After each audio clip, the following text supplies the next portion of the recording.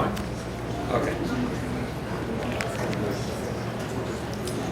Hello, ladies and gentlemen. My name is Adam Jacobs, and I am the Managing Director of the Center. It's a tremendous pleasure to see all of you here this evening for the conclusion of a series that started 4 weeks ago, which is called The Art of Giving. Just to summarize what we've done over that period of time. By the way, all these talks are available online at acenter.com if you're interested in knowing what came before tonight. We took on a project. We started with an assumption that the world needs more giving. And it's absolutely clear, I think, if you look around in current events in the last few weeks, you know, the one thing that the world really, really needs is people to focus on how to do things positively for others and maybe focus on themselves a little bit less. And we conceived of this idea. We had a panel event called Superheroes Among Us, and some people here were at that event, which we had 3 people who represented over-the-top giving. We had one woman who was a foster mother to 150 children in the last 9 years, somebody who works with severely handicapped people and builds centers for them and takes care of them.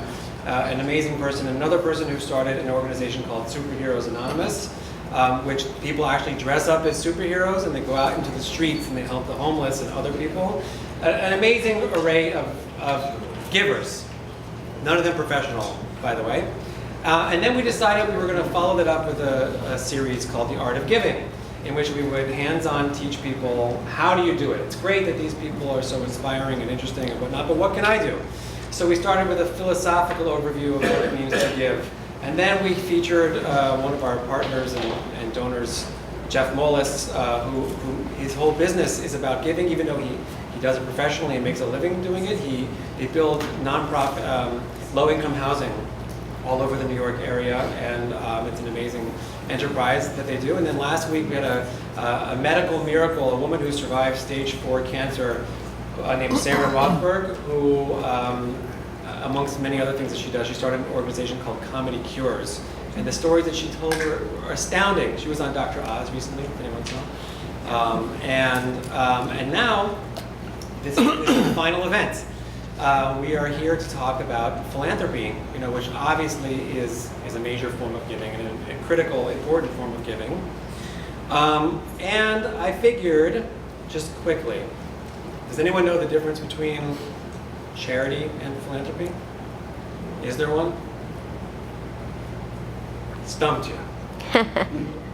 Okay, so I didn't know either, and I did a little research online. And let me just tell you that there's a man named Stephen Gunderson, who's the former president of the Council of Foundations, and he gives a difference. And he says the following: charity tends to be short-term, emotional, immediate response, focused primarily on rescue and relief, whereas philanthropy is much more long-term, more strategic, focused on rebuilding. And then he goes on. And he says it's more problem-solving, and that's the distinction that he's tried to make in his organization, to be philanthropically based as opposed to charitably based. So taking that concept and expanding it, both of those categories, charity and philanthropy, in Judaism fall under one category, which is called tzedakah.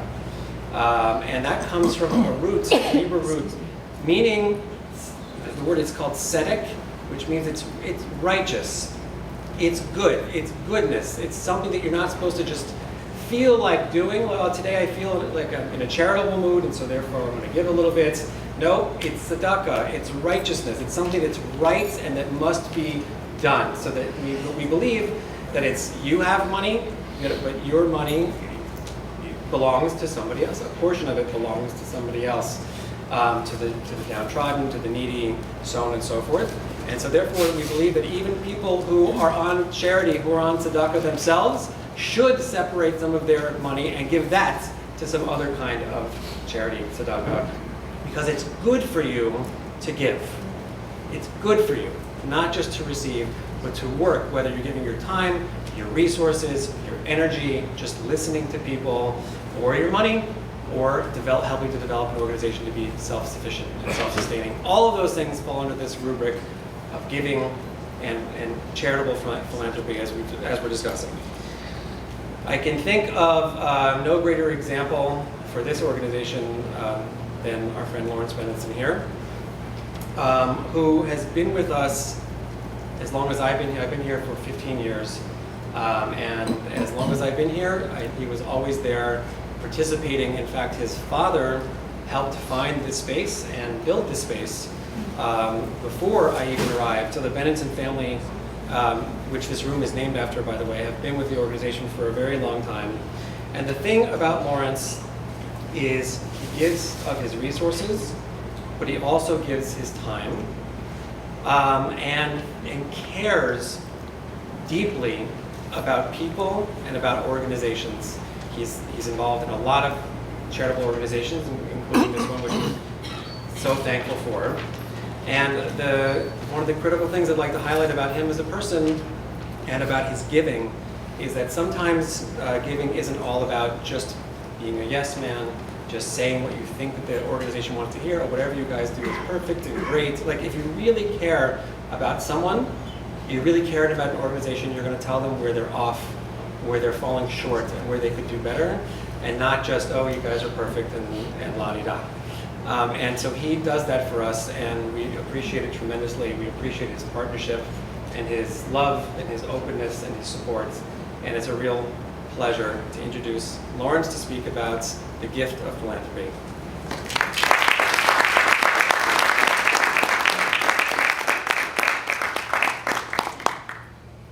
Good evening. I didn't get that memo, so I'm talking about giving. But thank you for that strange introduction. So anyway, a seal, an elephant, and a walrus walk into a bar. Wait, this is the okay, good crowd. My name is Lawrence, and I was invited here to speak about giving. For many years, I have been beseeching the Age Center, the sponsor of this series of discussions, to hold classes about charity. I'm happy they are taking my advice, finally. Advice is the easiest gift to give. Taking advice, implementing the wise, objective counsel of others is difficult. My father had an expression: all advice is bad. Good advice is the worst of all. Huh? What does that mean? People would seek my father's advice, and their attitude towards his recommendations seemed to be that they were allergic to his ideas, especially the good ones. A lot of people nowadays don't give advice to other people. Mind my own business, they say to themselves. Ouch. We were put here to serve and help each other. People desire human kindness. When it goes AWOL, isolation and fear dominate. Tonight, I will be giving you my thoughts about giving. My mother used to take me with her to Bloomingdale's. Before we went into the store, she always gave me some change or dollars to give to the people who were asking for money outside the entrance. This was my first and most important exposure to charity. It spoke to me what has become my motto: people who have more should help people who have less.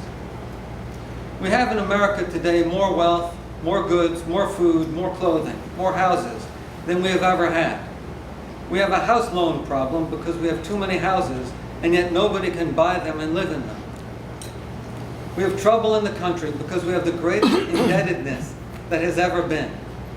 Wise men have all said that you must keep the wealth of the country scattered. These words were spoken by Senator Huey Long over 70 years ago. Many things have changed since then, but many things have remained the same. The world is a much less violent, safer place. There are fewer diseases and fewer people are living in poverty. The opposite may seem true because of the media's constant emphasis on suffering and strife. The 24 hours a day, 7 days a week news cycle requires more and more startling content. Today there are over 400 television channels, and the internet is virtually infinite. That's another joke. The outlets and choices for distraction serve to numb us to the very real plights of people who are less fortunate. Is that a service? No, that is a drastic disservice. The internet, commercials, TV shows and broadcasts pummel us with experiential attention diversions. What is the time between cuts on a TV show on MTV or National Geographic or A&E? 2 or 3 seconds? The media is training people to not be able to concentrate. Let me rephrase that. We are being trained to be continuously distracted. What has not changed so much is human nature. There are many bright spots, though. Terrifically wealthy people are hearing the message that in order to make the planet a kinder, gentler place, they must donate money to charity. A lot of good is being done, hence less poverty and fewer diseases. Many overly rich people, however, are not listening to that message. I'm sure thousands of private foundations have been created over the last 15 years.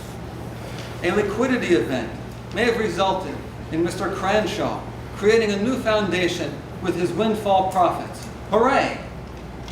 What a great guy. The local papers and his friends will sing his praises, and he gets a huge tax break. God forbid, maybe his ex-sister-in-law had breast cancer. So he creates a foundation to research a cure. Now don't get me wrong, I love breasts. But the world does not need another breast cancer foundation. Much worse, though, is this. If he funds the foundation with $20 million, by law, he must spend 5% annually. So listen up, that's $1 million. Mr. Cranshaw is allowed to hire his brother-in-law to be treasurer, and he'd pay him $100,000. His stepsister and sister can be secretary and vice president for the same amounts, as long as they do somewhat competent jobs. Then, of course, there are the management fees and creation costs. So only $500,000 might go to research. The $20 million has been put in accounts at major banks and invested in hedge funds or mutual funds or stocks. Hopefully the foundation earns 5% on its money. Great, right? Hello? The $20 million never goes to charity. Never goes to fight poverty, or rid homelessness, or end cancer. However, there was a tax deduction for the $20 million. Awesome. Not. That is where so much of the country's vast sums of capital have wound up after being earned over the last 20 years, rotting away in banks, funds, and foundations. What seems like compassion and good deeds is actually tax avoidance. A year or two ago, I read a newspaper article about Koreans who are giving back, helping newly emigrated, less fortunate Koreans in Queens, New York. The article used the words philanthropy or philanthropic 14 times. The word charity was written once in reference to a charity auction. I asked my friend, who's sitting in this audience, what's up with that? He instinctively replied brilliantly. He said, philanthropy is about the giver. Charity is about the receiver. I don't know the man who came up with the other definition, but I like this one. Maimonides, or it's not really Maimonides, it's our Maimonides, wrote that one of the highest forms of giving is helping someone and not seeking credit. His idea that anonymous poor and anonymous donors who do not know where the money or goods and services go or from whence it comes is beautiful. That was over 800 years ago. It is still true. However, in the 20th and 21st centuries, in these United States, naming buildings and schools for oneself or a loved one, etc., is very fashionable. Because our society is more ego-driven and desperate for philanthropic charity, naming opportunities abound. Wonderful! As long as the money goes to help people, to alleviate suffering, and to make the world a better place, that is great news. I want someone to see me walk a little old lady across the street. Maybe the person who sees me will be inspired to act kindly, Selfishly, I hope the person will refer to me as a good person. If there is no one to see me help the little old lady, though, I will still help her. And so should you. That is what compassion is. The feeling or emotion that we feel in response to the suffering of others that motivates a desire to help. I give credit to Wikipedia for that definition. There is a lack of compassion in New York City today. In 2003, New York City promised to eliminate the use of transportable classroom units by 2012. In 2007, the city changed its mind. As of March 2014, there are over 7,000 kids trying to learn in temporary trailers. Not good. By a show of hands, how many of you here, if you had over 20 or 30 billion dollars, would have taken $5 billion and fixed New York City's school system and its infrastructure? Come on, really? Well, maybe the rest of you would have taken $2 billion, fixed the schools, and divided the other $3 billion, feeding hungry people, housing people who have no homes, teaching tolerance, or buying back missiles in order to destroy them. I believe you would have, because you are here because you care. The best postcard I ever saw was an ad for a church. It read, quote, "How can you worship a homeless man on Sunday and ignore him on Monday?" I don't know. I don't do either. But most confusing and upsetting is ignoring a homeless person or person in need, or anyone for that matter. Dogs are mostly really happy to see each other. Have you noticed that? People are mostly happy to see dogs. But why aren't people happy to see other people? When a person sees a stranger, immediately a four-letter word starting with F enters his or her mind. Fear. That's right. Fear. Fear of the other person being unkind. Fear of the other person saying something that reminds them from something in their past that hurt them, and then the psychological process starts. And I want you to assuage those fears. Be kind to strangers. I'm sure each of you here tonight wants to make the world a better place. You want to talk about giving? Give a hoot. Don't pollute. Then recycle more. Don't litter. Littering is all about not caring. To quote Billie Jean King, the main thing is to care. So turn off your computer before going to sleep. Turn off the water faucet while you're brushing your teeth or shaving. Give back to the earth. Give of yourself. People are here to serve each other. Give a reply to emails. Give people a call back. Call loved ones and say, call loved ones and don't say, love you. Say, I love you. It feels much better. Visit your aunts and uncles. Tip taxi drivers more. Tip coat check people more. Tip waiters and waitresses more. Be the one who forgives estranged relatives and friends. Say hi to people in elevators. Give excess money to charities that help people directly. Think more often.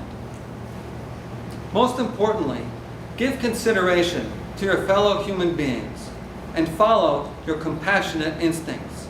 The best bumper sticker I ever saw is "Remember who you wanted to be."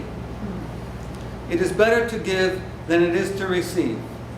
This evening you have given me your attention. I give you my gratitude.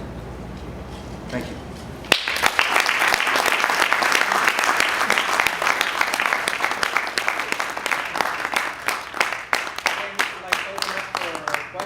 Does anyone like to ask words? Anything? On the topic of giving, really. The British Open. Y'all don't want me to start asking myself questions. Yes. Sort of on a philosophical note, a friend of mine who's a psychologist says that it's actually selfish to give. The actual act of giving is selfish. Yes.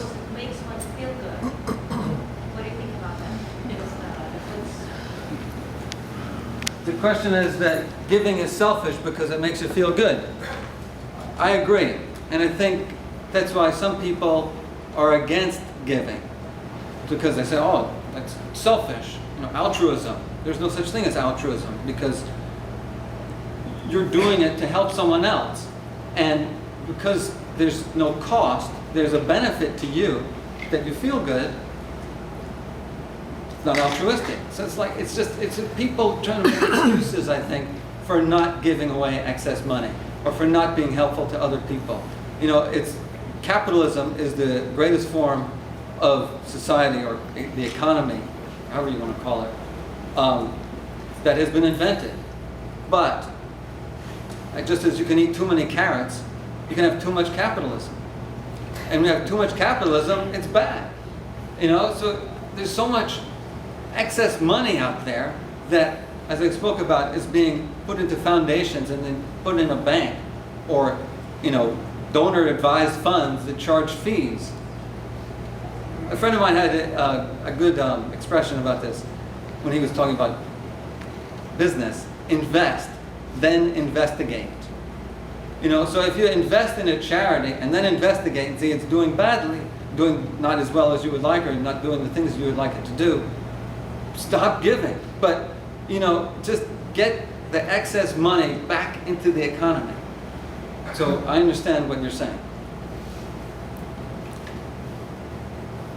Yes, please. So Lawrence, how do you suggest solving this problem of all this money tied up in foundations that isn't getting out to the people that really need